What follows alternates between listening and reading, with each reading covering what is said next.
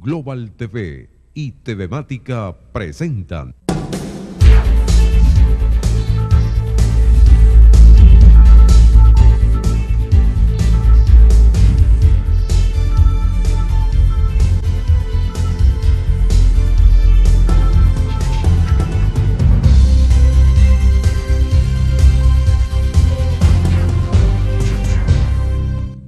¿Qué tal, amigos? ¿Cómo están? Bienvenidos. Ya estamos listos para iniciar nuestro programa de este día.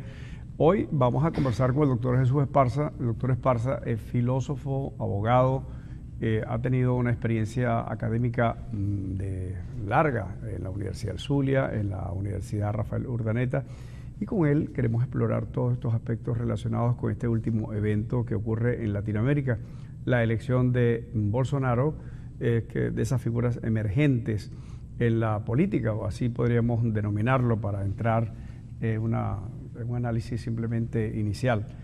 Es un caso muy particular porque creo que hay que verlo como un efecto. ¿Qué causó esta situación para que un personaje tan desconocido, excéntrico, llegase a obtener el mando, el apoyo de las clases distintas en la mayoría de los votantes en Brasil, a pesar de, entre sus excentricidades, está una condición de homofóbico, de xenofobia? Bueno, hay cosas bien extrañas en el perfil del señor Bolsonaro.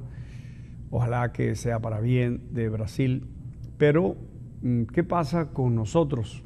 Nosotros, me refiero a Venezuela. Es que nuestro país, y es bueno que así sea, está metido en un sistema que es la región, y aquí se han creado bloques, el Mercosur, la Comunidad Andina. Se ha intentado avanzar, sobre todo a partir del funcionamiento muy positivo de la Comunidad Económica Europea. Nosotros hemos avanzado muy poco en este sentido.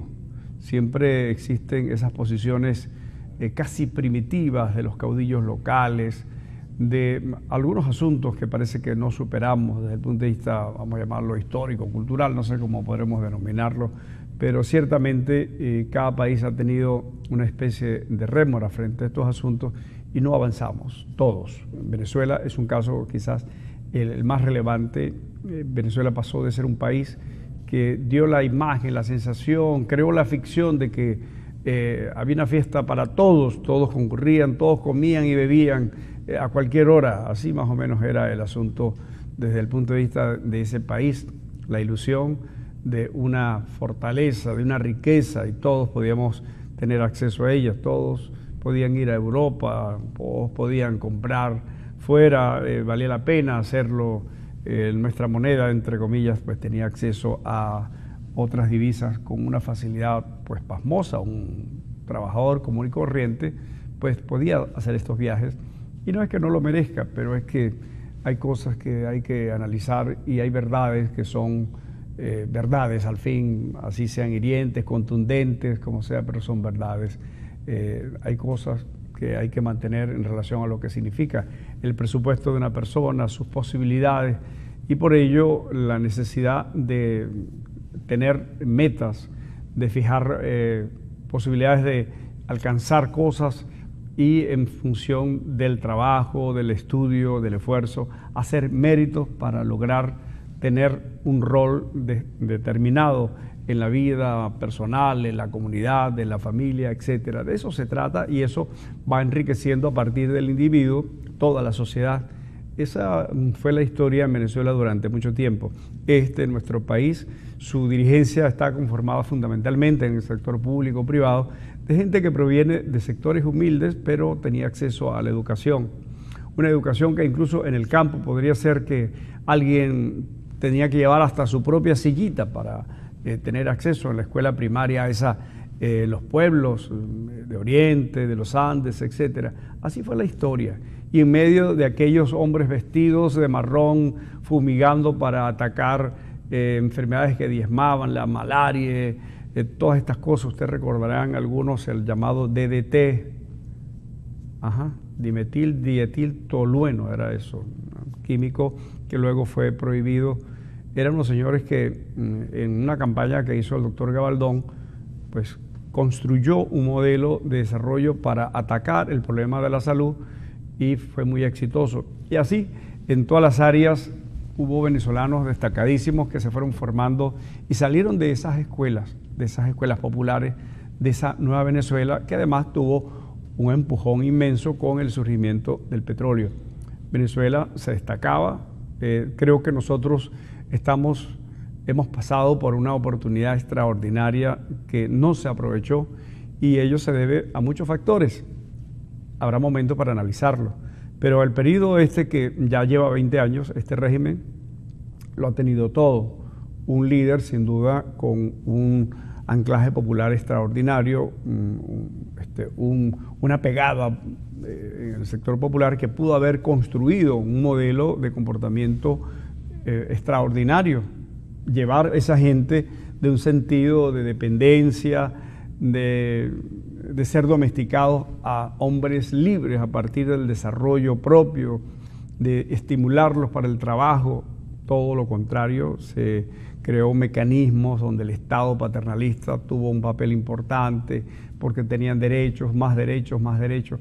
Y así tenemos entonces masas enteras que durante tiempo han estado por las misiones, etcétera, adormecidas allí, recibiendo un poquito de esa enorme regadera que los hechos demuestran que fue fundamentalmente aprovechada por la corrupción. Algo quedó en esos sectores, pero fue para adormecerlos, crearles la dependencia, el sentido de la limosna, etcétera. Y esto es sin duda una oportunidad perdida extraordinaria y los tiempos pues no se recuperan. Vendrán nuevas generaciones, ojalá con una concepción distinta del país. Pero hablaremos con el doctor Esparza de cómo impacta el caso Bolsonaro, cómo impacta lo que ayer ocurrió en Brasil a Venezuela. Mira, Guido, el triunfo de Bolsonaro ya pronosticado el día de ayer en Brasil tiene lecturas en varios niveles. Vamos a decir el nivel inmediato, el nivel más directo de la lectura es gana la derecha, gana el pensamiento liberal, gana el pensamiento que de alguna manera ha estado recorriendo algunos otros países como Argentina, Chile, Perú y otros países también. Colombia. Esa es una primera lectura, es decir, gana el anticomunismo, gana el antisocialismo, gana la calificación negativa de un gobierno chavista madurista, un poco el ejemplo de Venezuela que se utiliza en estas campañas electorales en otros países, hasta en Estados Unidos se está utilizando en Florida, como un contraejemplo de lo que no debe ser un gobierno y que de alguna manera pues también ha alimentado la opinión en Chile, en Perú, en Argentina y sin duda también en Brasil. Todo aquello que se parezca a Chávez es el beso de la mujer araña en cualquier candidatura, como lo fue por ejemplo en el del Partido de los Trabajadores, con Haddad, con Fernando Haddad, quien tiene una votación interesante. Yo nunca pensé que podía llegar a tanto. Un poquito más del 44%, es una votación interesante. Claro, esto está endosado de alguna manera por Lula, ¿no? Claro, tiene un papel relevante ahí. Por supuesto, tiene el aval de Lula, pero el Bolsonaro, el triunfador, no tenía nada, Arrancó con 3%, con 4%, y rápidamente recorrió la matriz de opinión brasileña y se ocupó. Y una información que es importante es que la campaña electoral de Bolsonaro no costó prácticamente nada de dinero. Gastó en la campaña $1 millón aproximadamente, mientras que el candidato perdedor, el candidato socialista del Partido de los Trabajadores, gastó un 3.000% más. Un 3.000% más. Entonces nos queda aquí una moraleja. Las campañas no se ganan con dinero, como alguna vez se llegó a decir, que las campañas eran una olla de dinero y el que tenía más dinero tenía más posibilidades. No, las campañas se ganan con inteligencia y audacia y con matriz de opinión. Ahora, ¿cómo se sembró esa matriz de opinión? ¿Quién la hizo? ¿Quién la orientó y quién la construyó? Bueno, la construyeron los hechos, la corrupción, las denuncias y la calificación negativa por parte de los tribunales brasileños sobre la responsabilidad penal de Lula y también de la presidenta saliente, de la anterior a Temer, a Dilma Rousseff. No convenció Temer, el presidente encargado que sustituye a Dilma, no convenció. También se le identificó con los mismos problemas del partidismo tradicional. ¿Y quién convence? Un capitán retirado. Capitán es un suboficial del ejército, no es un militar en todo sentido de la palabra. Ha hecho más vida civil que vida militar. Un capitán del ejército, un capitán maneja un pelotón. Es decir, esa es su máxima responsabilidad. Incluso fue un parlamentario sin mayor relevancia durante largo tiempo, ¿no? Parlamentario Sí. por un partido muy pequeño, estuvo allí, así que sí tiene una experiencia política muy relativa. ¿Y por qué gana? Porque representa lo que la gente rechaza y eso genera una matriz de opinión. Eso genera una matriz de opinión. Y ahí está, 55% y pico. Es un buen porcentaje para anclar un gobierno que sin mayoría parlamentaria seguramente, pero puede obtener los espacios de poder político que le permitan generar una plataforma. Esa es una lectura. Hay otras lecturas que podemos hacer, comparativa con América Latina, que quizás no sea tan benevolente con el triunfador. Doctor Esparza, ¿por qué aquel discurso reivindicador, humanista, solidario, que fue la proclama de la izquierda, del sector socialista o comunista, una vez instalado en el gobierno, es capaz de dejarse carcomer como cuerpo por un cáncer profundo? Es impresionante la historia de Lula como obrero. Lula tenía un buen discurso, una buena pegada política. ¿Cómo es posible que se dejara penetrar? El caso de Venezuela es impresionante, pero a mí me llama mucho la atención el caso de Lula, pues tiene una historia. El caso de los Kirchner es la historia esa del peronismo, son corruptos. Los argentinos hablan de la política como un hecho de corrupción. Los Kirchner son unos bandidos. El caso Correa es otro elemento que impresiona. O sea, engañaron a sus pueblos. Tenemos el tema Nicaragua con Ortega, lo que está ocurriendo. Ortega hoy está asesinando gente porque salen a protestar cuando ellos representan lo que él combatía. En el caso de esa lucha contra Somoza, contra todas esas cosas. ¿Cómo se revierte esa historia? ¿Cómo cambia ese papel de esos partidos llamados de izquierda, socialistas, etcétera? Bueno, yo creo que el socialismo latinoamericano se ahogó en su propio discurso. Se ahogó porque una vez que toma el poder en los distintos países que lo tomó, no puede responder a las pautas de su discurso, que eran simplemente ya ni siquiera el pensamiento de Marx como doctrina científica de la economía y del capitalismo.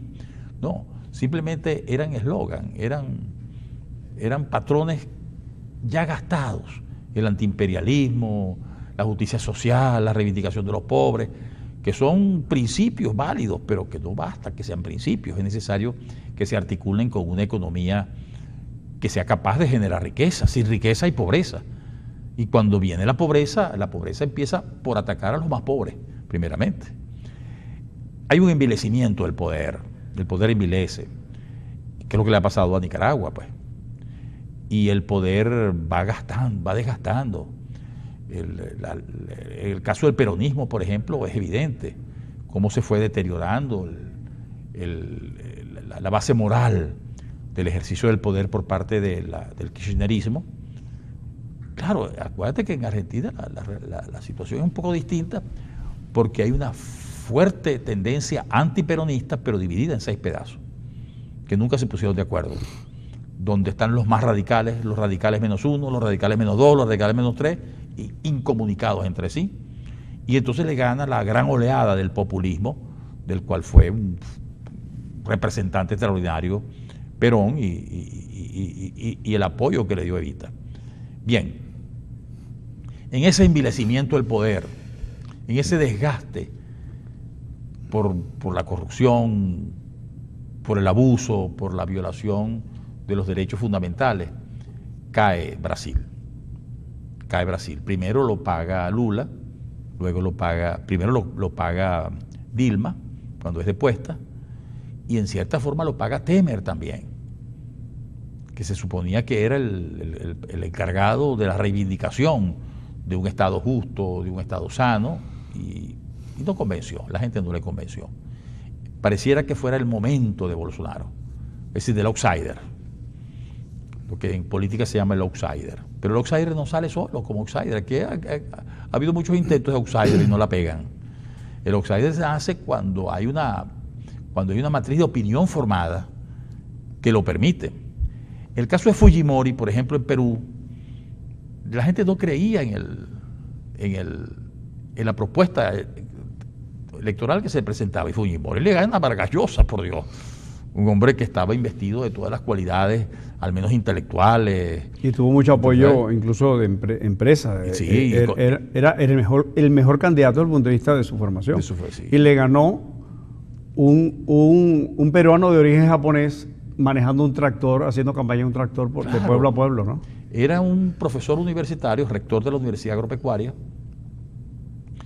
pero ¿qué tenía? Bueno, tenía un factor importante, el ser de origen japonés. Acuérdate que la cultura peruana está hecha con un importante componente asiático, y en cierta forma el componente asiático ha penetrado muchísimo en los distintos estratos sociales. No japonés precisamente, sino chino. Lo que pasa es que en Japón, en Perú a los japoneses los llaman chinos. Entonces son todos el chino Fujimori entra ya automáticamente a ciertos estratos sociales con el aval étnico, que importa y pesa. No ocurre así en Brasil, no ocurre así. Pero sí el concepto del outsider, que representa algo totalmente diferente al status. ¿Es una ruptura con el status quo? Es una ruptura con el status quo electoral. Vamos a regresar en breve. Estamos hablando con el doctor Jesús Esparza, filósofo, abogado, rector de la Universidad Rafael Urdaneta, y estamos tratando de sacar algunas cosas de este tema que apenas comienza. Veremos cómo se desempeña a Bolsonaro, pero en la siguiente parte le vamos a pedir al doctor Esparza que nos dé un poco, se aproxima el impacto que tiene ya, de qué manera puede generarse la dinámica Brasil-Venezuela en el tema político. Brasil está siendo afectado porque la diáspora venezolana está generando problemas sociales como en Colombia. En breve.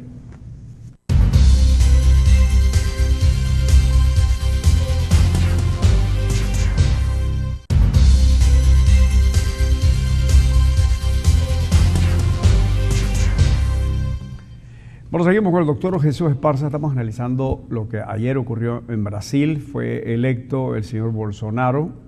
Bolsonaro representa, para retomar el último planteamiento, una ruptura con el status quo.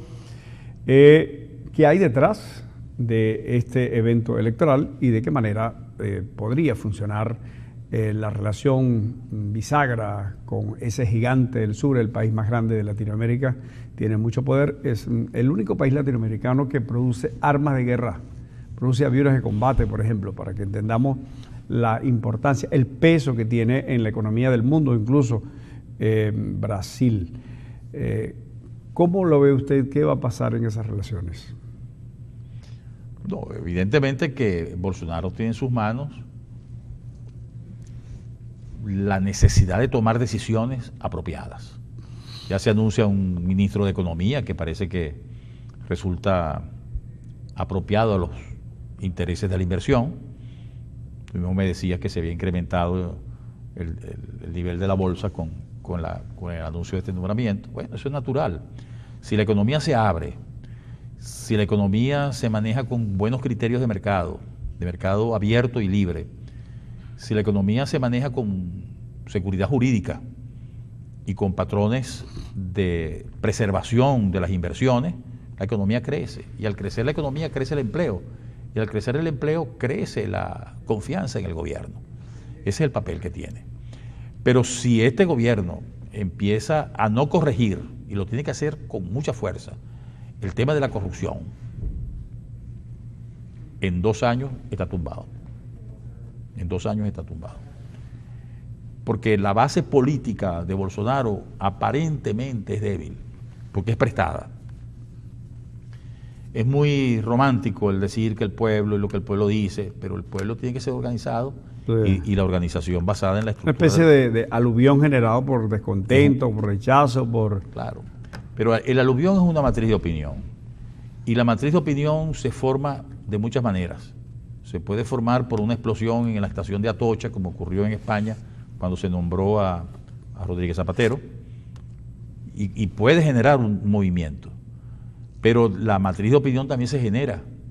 Es posible que haya una inteligente asesoría de mercadeo electoral en la candidatura de Bolsonaro. No lo dudo que pueda hacerlo, y que es una forma más inteligente y más efectiva de intervenir en el proceso sociopolítico latinoamericano por parte de los intereses internacionales.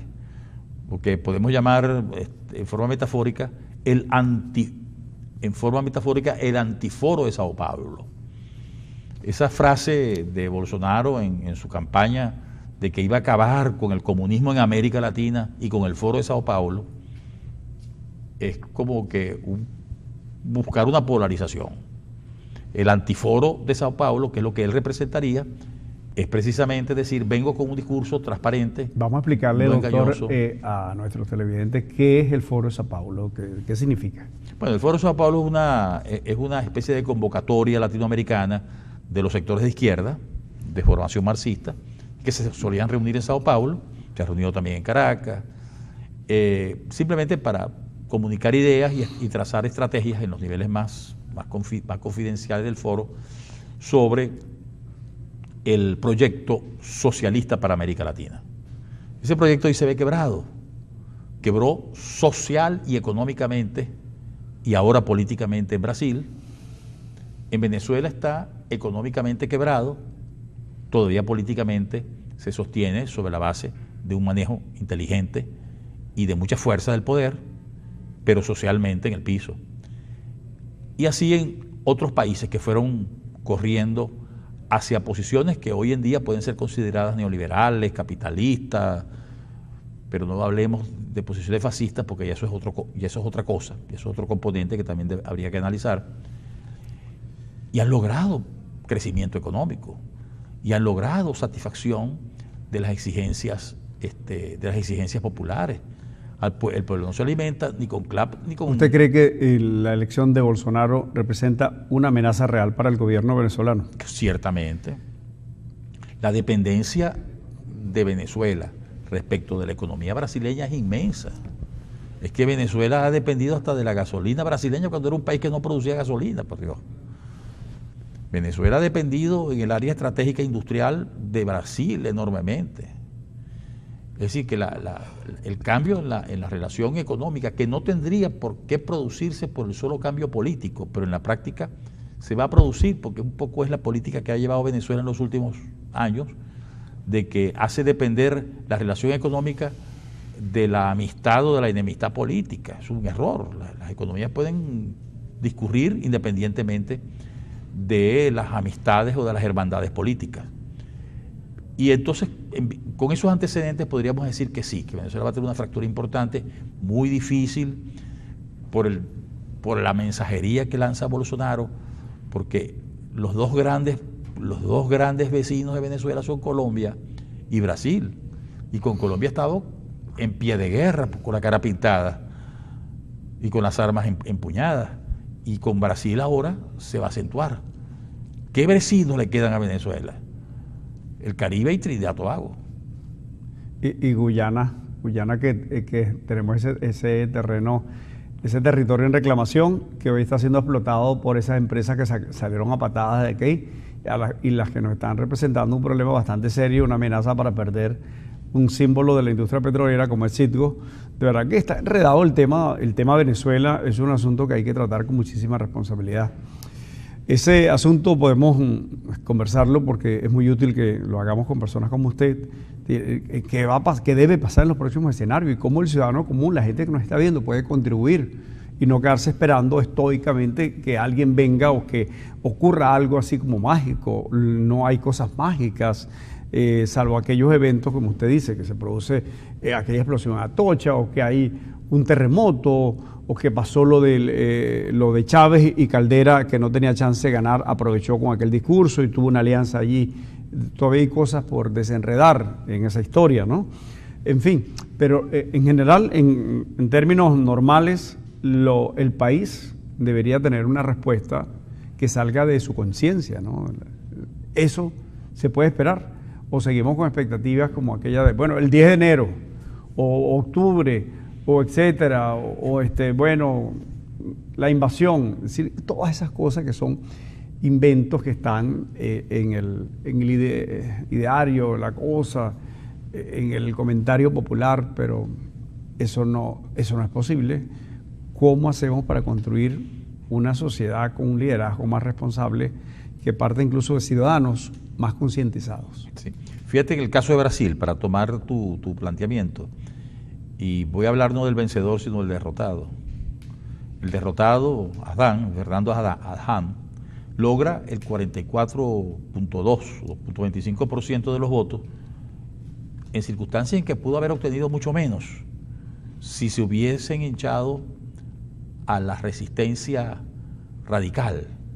Bueno, me tumbaron ilegalmente a la presidenta Dilma Rousseff, me inhabilitaron a Lula. Bueno, ¿cuál hubiera sido la respuesta en una sociedad política como la venezolana? No vamos a votar, nos abstenemos de ir a votar. Sí. La respuesta que durante muchos años la izquierda posguerrilla hizo en Venezuela, que fue no ir a votar, y que volvió a votar en 1998 para votar por Chávez. ¿Y ganó? Y ganó. ¿Y ganó? Bueno, Sí. él logró mantener, Sí. él logró que no corriera esa matriz de abstencionismo, porque nos hirieron en un sistema anormal. En los tiempos de la propagación de la Revolución Cubana con el Che Guevara, la idea era la guerrilla, sembrar América de focos guerrilleros en todos lados. Se dio cuenta el liderazgo de esa acción que era Cuba, que eso fue ineficaz. Sí. Bueno, de verdad que nos quedan bastantes temas. Ahora estaba viendo que acaba de salir, hizo una sentencia definitiva. Me imagino que es el famoso tribunal que está en la imaginación de algunos. Yo no sé si usted comparte eso, usted es abogado, usted sí sabe de eso, yo no, yo soy periodista. Pero existe un tribunal distinto al que tenemos en Venezuela, nos guste o no. Ese del exilio, es un tribunal. Para cerrar este capítulo, doctor. Bueno, ya incluso lo hice público. El tribunal en el exilio, el Tribunal Supremo de Justicia en el exilio, tiene la fuerza que tenga la decisión política. Su reconocimiento es un acto político, no es un acto jurídico. Entonces, se sostendrá como se sostienen las decisiones políticas. Cuando hay una decisión política en un conjunto de gobierno de no reconocer al TCJ venezolano, sino a ese, entonces el vigente será el TCJ en el exilio. Pero mientras eso no ocurra, el vigente es el TCJ que está en Venezuela. Bueno, yo creo que... Es una decisión política. Son realidades las que vivimos y en la medida en que le saquemos el cuerpo a la verdad, a las realidades, y nos estemos pensando en lo que sea ideal, en lo que yo quiero que ocurra, pues así esquivamos la posibilidad de concretar una salida a esta grave crisis que vive Venezuela. Muchas gracias al doctor Esparza porque está muy ocupado y nos metió en la agenda a última hora. Su aporte ha sido interesante. Y a ustedes queremos desearles que tengan una gran semana. Siempre hay cosas por las que podemos soñar, luchar, pero hay que concretar. La praxis es importante. Hasta mañana.